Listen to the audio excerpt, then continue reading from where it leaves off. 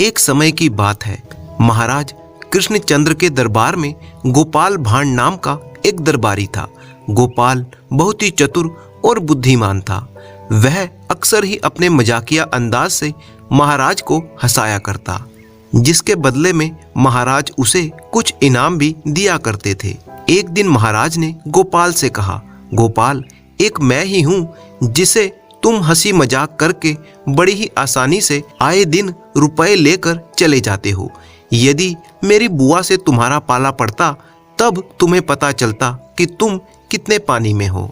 ये सुनते ही गोपाल की जिज्ञासा बढ़ गई। उसने पूछा, आपने ऐसा क्यों कहा महाराज?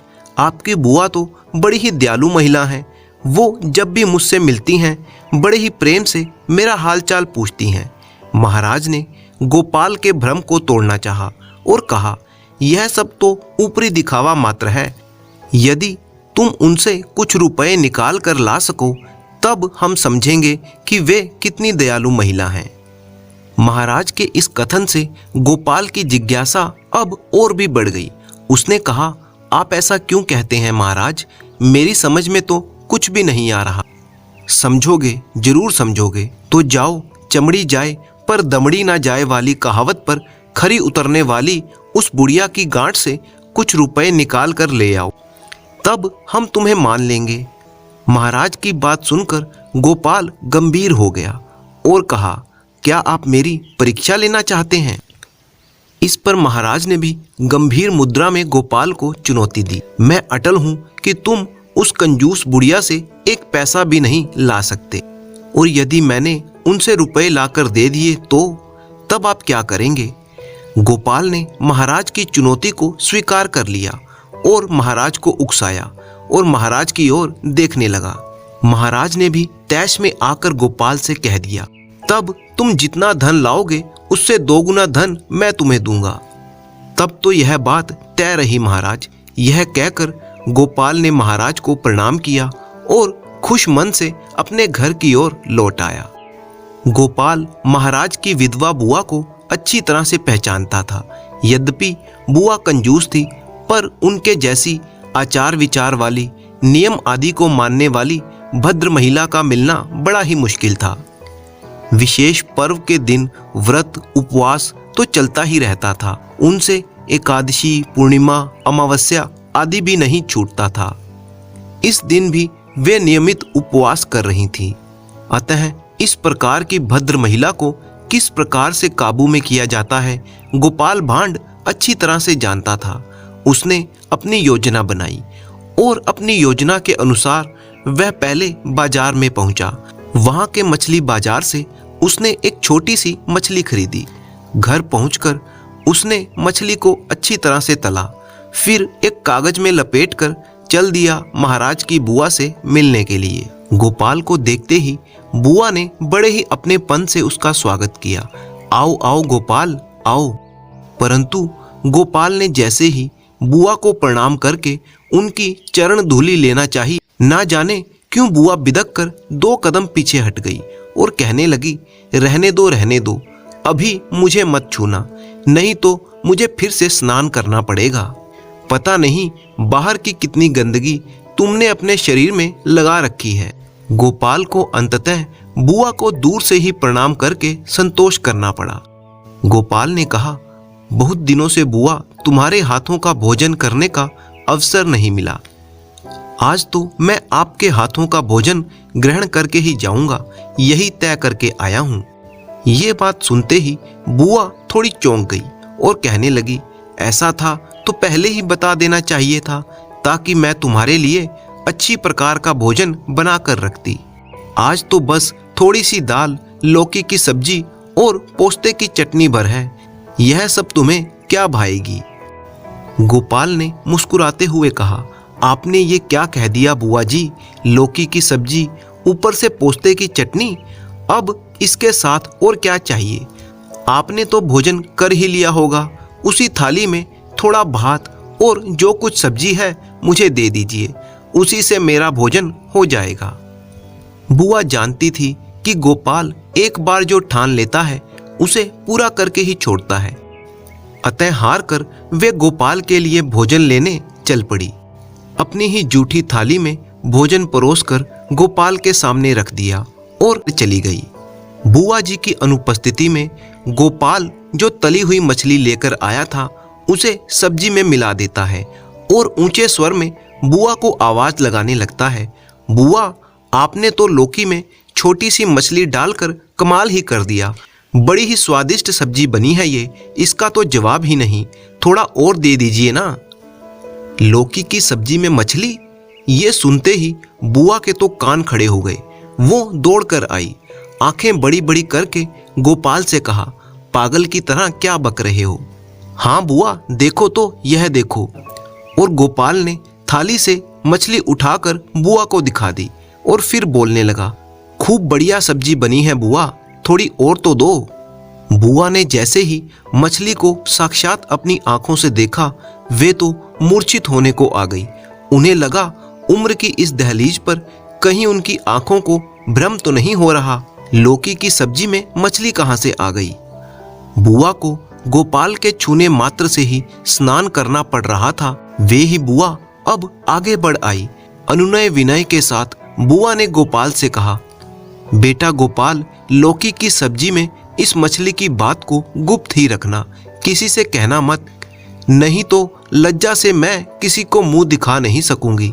गोपाल का निशाना सही जगह पर लग चुका था। अब गोपाल ने अपनी करामात दिखाई, कहा, बुआ, ये क्या कहती हो? आपने इतनी स्वादिष्ट सब्जी बनाई है और इस बात को गुप्त रखूं? यह मुझसे नहीं होगा। मैं तो कल ही राजा के दरबार में जाकर इस स्वादिष्ट सब्जी के बारे में सबको बताऊंगा। ये सुनकर बुआ के होश उड़ गए। नहीं बेटा गोपाल, नहीं, ऐसा मत करना। तुम मेरे प्रिय बेटे के समान हो। मैं तुमसे हाथ जोड़कर अनुरोध करती हूँ।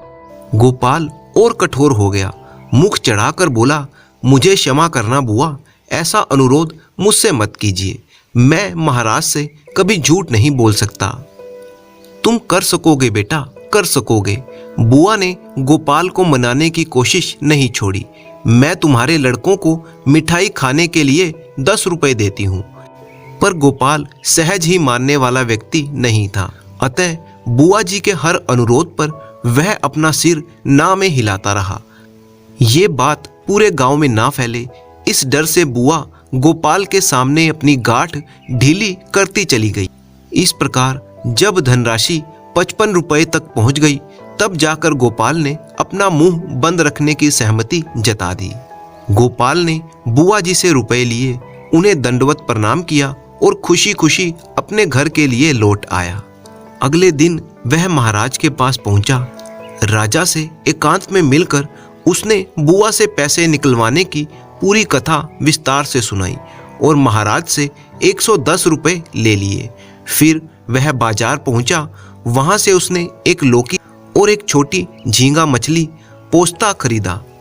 घर आकर स्वादिष्ट भोजन बनाने के लिए ये सब सामग्री उसने अपनी पत्नी के हवाले की और स्नान करने के लिए पोखर की ओर चल पड़ा। आज उसने अपनी चतुराई से कंजूस बुआ से रुपए निकलवा लिए थे।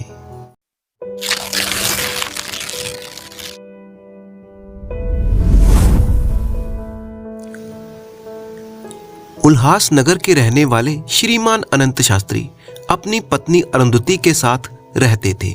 एक रात की बात है, अनंत शास्त्री देर तक दरवाजे पर दस्तक देता रहा।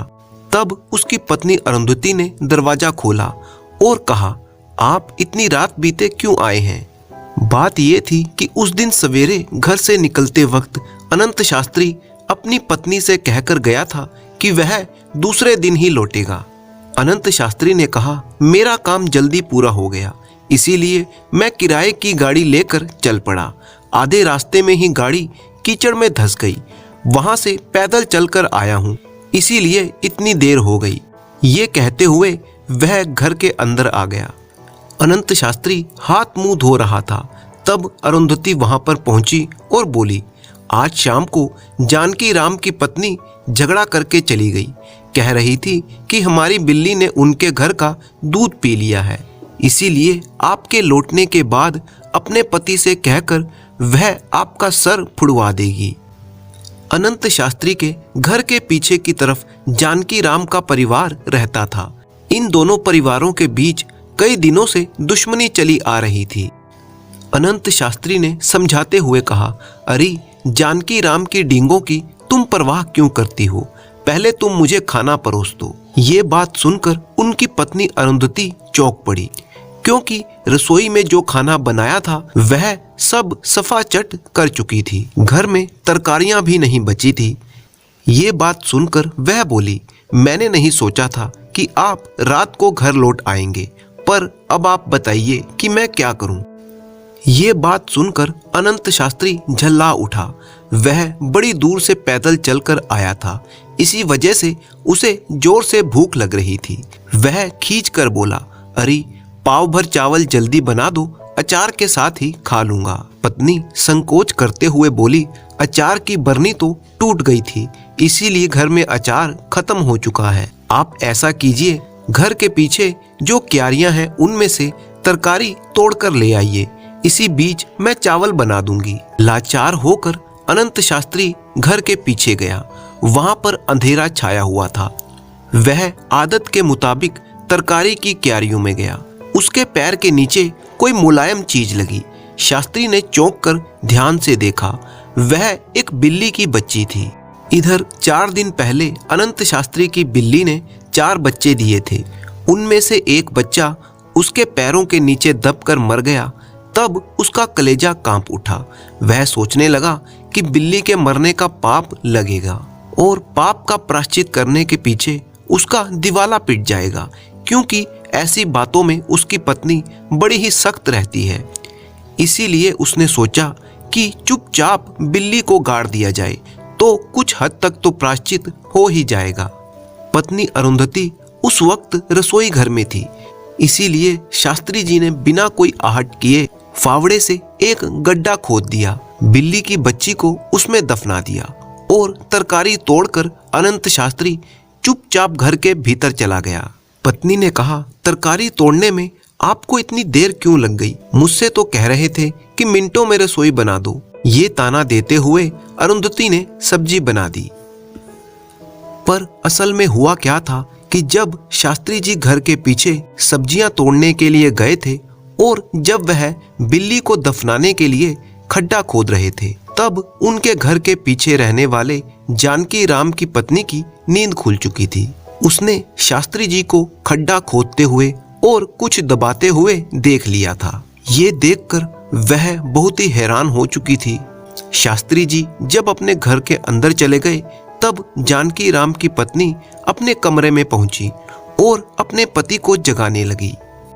जानकी राम उठ बैठा और बोला, इस आधी रात को तुमने मेरी नींद हराम कर दी। ऐसी कौन सी आफत आ पड़ी है? उठ जाओ, हमारा घर भरने वाला है। अनंत शास्त्री ने क्यारियों में खड्डा खोदकर जरूर सोना या धन गाड़ दिया है। गांव में चोरों का बड़ा ही दबदबा है ना। शास्त्री जी के सोते ही तुम चुपचाप दीवार फांद कर उस धन को खोद लाओ। इस तरह से हम उनको अच्छा सबक सिखला देंगे। धन की बात सुनते ही जानकी राम की नींद का नशा उतर गया। वह सोचने लगा कि शास्त्री ने जो कुछ भी गाड़ रखा है उसे खोद कर निकाल लाऊंगा। इसके लिए उसने एक छोटी सी पेटी अपने साथ ली और दीवार फांद कर शास्त्री जी की क्यारियों में पहुंच गया। जल्दी ही उसने वो गड्ढे का निशान ढूंढ लिया। वह फावड़े से उस जगह को खोदने ही जा रहा था कि तभी उसे कंठ पर कोई ठंडी सी चीज लगी। वह चौंक पड़ा। सर उठाकर देखा तो एक भयंकर दिखने वाला चोर वहां पर खड़ा हुआ था। चोर ने कहा, इतनी मेहनत के साथ गड्ढा खोदकर धन छिपाने की तकलीफ क्यों करते हो? वह पेटी मेरे हाथ में दे दो और मेहनत करने से बच जाओ। चोर को देखते ही जानकी राम के हाथ पांव सुन्न हो गए, मगर उसका दिमाग तेजी से काम करने लगा। उसने सोचा कि चोर इस घर को मेरा घर मानता है और यह सोच रहा है कि मैं अपना ही धन छिपाने जा रहा हूँ। इस मौके का लाभ उठाकर चोर के हाथों अनंत शास्त्री का घर लुटवा देता हूँ। जानकी राम ने खाली पेटी खोलकर चोर को दिखाते हुए कहा, मेरी पत्नी ने इस पेटी के बराबर खड्डा खोदने के लिए कहा है। वह अपने सारे गहने इसमें लाकर डाल देगी। तुम दरवाजा खटखटाकर उसको पुकारो, उसके सारे गहने ले लो, लेकिन मेरी जान बख्श दो। क्या मेरी आवाज सुनकर तुम्हारी औरत दरवाजा खोलेगी? तुम ही अपनी पत्नी को पुकारो, उसके बाद बाहर आने पर गहनों की बात के बारे में मैं सोच लूंगा। ये कहते हुए चोर ने जानकी राम को धमकाया और उसे खींचकर शास्त्री जी के घर के पीछे के दरवाजे तक ले गया। अब जानकी राम के मन से चोर का डर जाता रहा। वह तो खुश हो रहा था और जोर से चिल्लाया, अरुंधति, जल्दी यहाँ पर आ जाओ। चोर ने सोचा कि दरवाजा खुलते ही जानकी राम अपनी पत्नी को कोई इशारा करके सावधान ना कर दे, इसीलिए वह जानकी राम को थोड़ा हटाकर खुद दरवाजे के नजदीक खड़ा हो गया। इसके बाद जानकी राम ने एक बार और ऊंची आवाज में अरुंधति को पुकारा। अरुंधति तो जागी नहीं, पर शास्त्री जाग गया। आधी रात को कोई उसकी पत्नी को पुकार रहा था, ये सोचकर उसे बड़ा ही गुस्सा आया। तभी उसे याद आया कि जानकी राम की पत्नी ने अपने पति से उसका सर फुड़वाने की धमकी दी हुई है। इस पर शास्त्री दांत पीसते लाठी लेकर चुपचाप किवाड़ के पास पहुंचा। दरवाजा खोलकर वहां खड़े चोर को ही जानकी राम समझकर उसके सर पर लाठी जमा दी। चोर चकरा कर नीचे गिर पड़ा। जानकी राम इस घटना को देखकर डर गया। उसने सोचा कि गुस्से में आने पर शास्त्री कुछ भी कर सकता है। ऐसे व्यक्ति के साथ दुश्मनी बढ़ाने के बदले दोस्ती कर लेना ही अच्छा होगा। ये विचार कर वह खुशी जाहिर करते हुए बोला, शाबाश शास्त्री जी, डाकू को तुमने एक ही मार से गिरा दिया। अगर इसके बारे में गांव के मुखिया को बताएंगे, तुमको उनसे जरूर बहुत बड़ा इनाम मिल जाएगा। इस बार शास्त्री ने जानकी राम की ओर लाठी का निशाना बनाकर धमकी देते हुए गरज कर कहा, अरे दुष्ट, तुम अपनी चिकनी चुपड़ी बातें मुझे मत सुनाओ। तुम जिसे डाकू मानते हो उसे मेरे घर के पीछे क्यों लेकर आए हो? जानकी राम ने कांपते हुए सारी बातें शास्त्री जी को बताई और बोला, शास्त्री जी, यह मत पूछना कि मैंने ऐसा क्यों किया। इसी को कहते हैं कि अकल घास चरने जाना। मुझको माफ कर दो, आज से हम दोनों पुरानी दुश्मनी को भूल जाएंगे। इसके बाद जानकी राम के कहे मुताबिक एक नामी चोर को पकड़वाने के एवज में गांव के मुखिया ने शास्त्री जी को 100 रुपए का इनाम दिया। जब ये सारी बातें शास्त्री जी ने अपनी पत्नी अरुंधति को बताई तो वह हंसकर बोली, वो बिल्ली जो आपके पांव के नीचे दबकर मरी थी, असल में वह आपकी गलती से नहीं मरी। वह बिल्ली तो पहले ही किसी बीमारी से मर चुकी थी और क्योंकि शाम हो चुकी थी तो मैंने सोचा कि सवेरा हो जाने पर नौकर से गड्ढा खुदवाकर उसमें बिल्ली को गड़वा दूंगी, परंतु आपने उसे रात में ही खड्डा खोदकर दबा दिया। मेरी माने तो एक मरी हुई बिल्ली को गाड़ने का ही पुण्य आपको मिला है, जिससे कि आपको चोर पकड़ने का इनाम भी मिल गया और आपका दुश्मन आपका दोस्त भी बन गया। और फिर दोनों पति पत्नी खिलखिलाकर हंस पड़े। इसके बाद से दोनों परिवारों के बीच में दुश्मनी खत्म हो चुकी थी और वे एक सुखी जीवन व्यतीत करने लगे।